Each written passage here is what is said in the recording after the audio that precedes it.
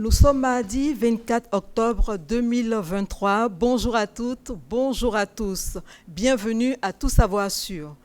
Mois d'octobre, mois de sensibilisation sur le cancer du sein à travers une campagne dénommée Octobre Rose. Octobre Rose, pourquoi un mois dédié au cancer du sein?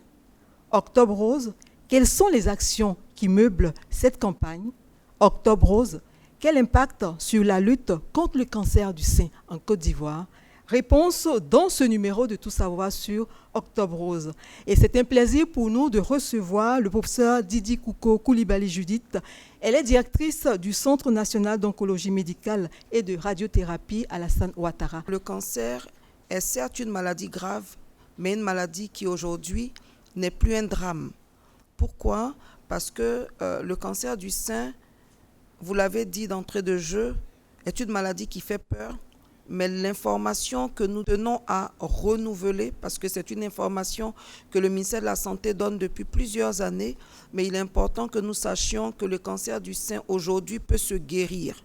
Il peut se guérir quand il est découvert tôt et quand il est correctement traité. Il arrive encore des situations où la médecine ne peut pas guérir certains cancers du sein, par exemple quand ils sont déjà généralisés. Mais l'évolution de la médecine aujourd'hui permet, quand un cancer ne peut pas être guéri, je disais, l'évolution de la médecine permet de le transformer en une maladie chronique, comme le diabète, comme l'hypertension.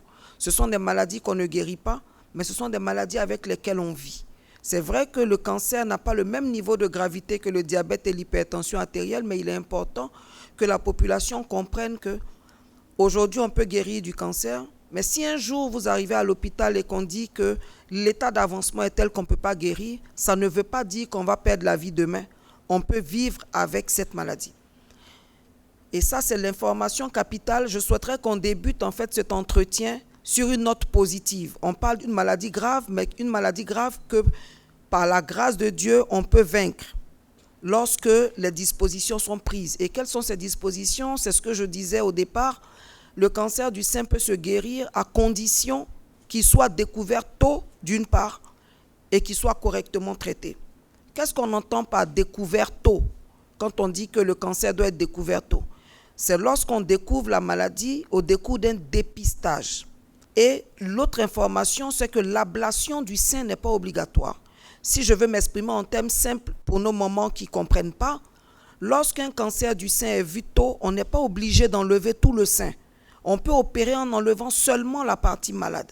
Et ça, c'est important de le savoir. Le dépistage, c'est quoi? C'est venir à l'hôpital alors qu'on est en bonne santé. Beaucoup de personnes pensent que le dépistage, c'est venir à l'hôpital dès qu'on sent quelque chose. C'est bien de venir à l'hôpital immédiatement quand on sent quelque chose, mais ce n'est pas ça le dépistage. Le dépistage, c'est encore plus. Il faut venir quand on n'a rien. Je ne sens rien, je ne touche rien, je n'ai pas de douleur, mais la médecine dit qu'il faut que je fasse mes contrôles régulièrement, donc je respecte et je viens faire mes contrôles régulièrement. Comment on fait un dépistage du cancer du sein? Il y a 3 choses. Déjà, il faut savoir que ça commence à partir de 20 ans. À partir de 20 ans, il y a 3 choses qu'il faut faire. La première chose, c'est de se surveiller les seins, d'examiner ses seins tous les mois. Il y a une façon de faire. Si vous allez voir les professionnels de la santé, ils vont vous apprendre. La femme qui a encore ses menstrues, elle attend 7 à 10 jours après les règles et elle apprend à regarder ses seins, elle apprend à palper ses seins elle-même. Ça, comme je disais, c'est à partir de 20 ans. Toujours à partir de 20 ans, il faut aller voir un professionnel de la santé 2 fois dans l'année. Si on ne peut pas, au moins 1 fois par an pour examiner ses seins. Et quand on atteint 45 ans, on va rajouter à ces 2 choses-là la radiographie des seins qu'on appelle la mammographie. Et elle, on va la faire tous les 2 ans. La deuxième condition, c'était correctement traité.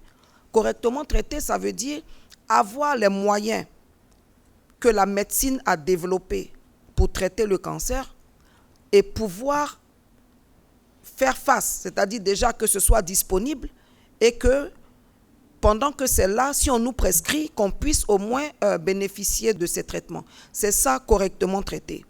Les médecins, ils savent, lorsqu'ils découvrent un cancer, ils savent les questions qui se posent. Est-ce que le cancer est petit et est resté sur place? Ou est-ce qu'il est toujours sur place mais il est un peu plus gros? Ou est-ce qu'il s'est généralisé? quand il a la réponse à cette question, il va décider, est-ce que cette dame, on l'opère d'abord et on fait une chimiothérapie après, et puis après une radiothérapie? Est-ce que cette dame, c'est la chimiothérapie qui va commencer? Ça, c'est des choses que le médecin sait. Voilà. Et donc, quand le médecin décide de ce qu'il faut faire, ça, c'est le traitement même de la maladie. Il y a tout ce qu'on fait à côté comme accompagnement des personnes, le soutien psychologique, l'esthétique, la nutrition et toutes ces choses. Voilà ce qu'on appelle correctement traiter. Et pour que tout ça atteigne l'objectif, parce que l'objectif c'est de guérir la personne, la médecine impose qu'on ne soit pas seul dans son bureau en train de dire quelqu'un a un cancer, je sais ce qu'il faut faire, voilà ce que je lui propose. On s'assoit tous ensemble et on fait ce qu'on appelle des réunions de concertation pluridisciplinaire où on sécurise la décision de traitement et après on peut mettre ce traitement en œuvre. Pour que tout ça marche, il faut qu'il y ait, comme je disais, 5 choses essentiellement. Les plateaux techniques. Il faut aussi pouvoir faire de la sensibilisation, du dépistage. Il faut également sécuriser la décision de traitement, comme je le disais. On parle d'une maladie qui fait peur, on parle d'une maladie, c'est vrai, qui peut être guérie, mais des fois les traitements sont difficiles à supporter. Donc il y a tout ce qu'on appelle soins d'accompagnement, le soutien psychologique, le soutien nutritionnel, l'esthétique, le sport, le soutien spirituel, voilà. Et puis la dernière chose, le dernier pilier, c'est l'accessibilité financière aux soins. Toutes ces choses-là réunies permettent d'atteindre le but. En Côte d'Ivoire, qu'est-ce qu'on a? Mais on a ces 5 piliers en Côte d'Ivoire. Et aujourd'hui, le cancer du sein peut se traiter entièrement en Côte d'Ivoire. Le ministère de la Santé a, à travers le CNRAO, développé une application qui s'appelle CNRAO Stop Cancer, qui est téléchargeable gratuitement sur Play Store, qui va être téléchargeable aussi sur Apple Store, c'est en cours, mais c'est déjà disponible sur Play Store. On télécharge cette application gratuitement, où vous allez voir, on va vous poser des questions. Est-ce que vous avez déjà une consultation? Si oui, vous allez mettre la date. Sinon, vous allez également le dire. Est-ce que vous faites encore vos règles? Oui ou non? Est-ce que vous avez déjà fait une autopalpation? Et quand vous finissez de répondre à toutes ces questions, on vous dit, attention, vous êtes en retard, aussi bien sur l'autopalpation, sur la consultation, sur la mammographie, ou bien on vous dit, vous êtes à jour sur tel élément, mais en retard sur tel autre. Et puis on vous rappelle quand vous devez le faire. On vous donne un lien pour éventuellement faire vos consultations et puis on vous présente la cartographie des mammographies qui existent à Abidjan ou hors d'Abidjan avec les prix et là où vous pouvez prendre les rendez-vous. Voilà ce que le ministère de la Santé a déployé. Entre autres, il y a plusieurs éléments, mais pour sensibiliser et inculquer à la population, inviter la population à s'accaparer la culture de la prévention et du dépistage des cancers. Qu'est-ce qui existe en termes de diagnostic? Plusieurs plateaux techniques, je serai disposé à répondre à vos questions. Plusieurs plateaux techniques de diagnostic et de traitement ont été mis en place et se sont développés, notamment en termes de diagnostic, en termes d'IRM, de scanner, de mammographe, comme je l'ai dit, en termes de traitement, en termes de chimiothérapie et de radiothérapie et de chirurgie.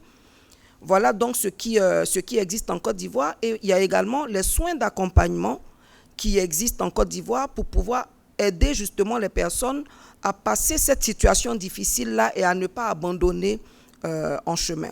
Qu'est-ce qui existe encore en Côte d'Ivoire? C'est de la formation aussi bien au niveau des spécialistes de médecine, mais également la formation des paramédicaux.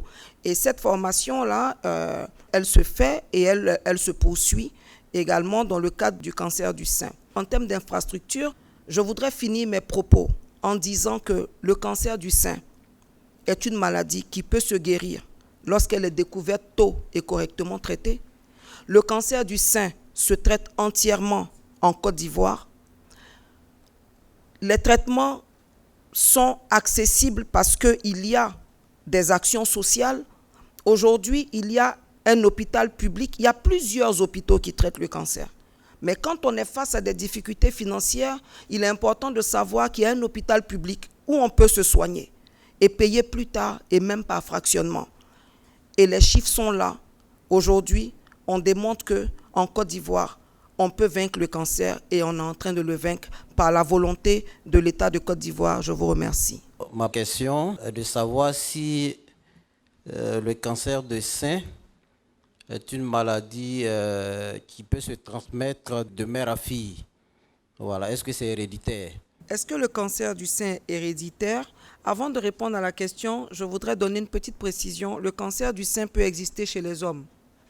Il est rare, mais il existe chez les hommes, il faut le savoir. Parce que vous m'avez dit que ça peut être transmis de mère en fille. Voilà, c'est pour ça que je dis que le cancer du sein peut exister chez l'homme. Est-ce que le cancer est héréditaire? Pas toujours.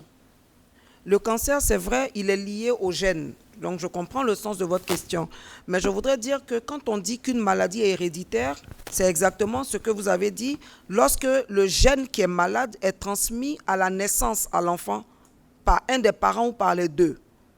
Donc, il faut savoir que dans le monde entier, sur 100 personnes qui ont un cancer, il n'y a que 5 à 10 qui ont un cancer héréditaire, c'est-à-dire qui sont nés avec le gène qui donne le cancer du sein. Il peut y avoir des personnes dans une même famille qui ont un cancer du sein sans que ce soit héréditaire. Parce que dans le cancer, on parle de certains facteurs de risque. Donc dans une famille, plusieurs personnes peuvent avoir été exposées aux mêmes facteurs de risque. Ça veut dire qu'ils sont tous nés sans un gène qui entraîne le cancer.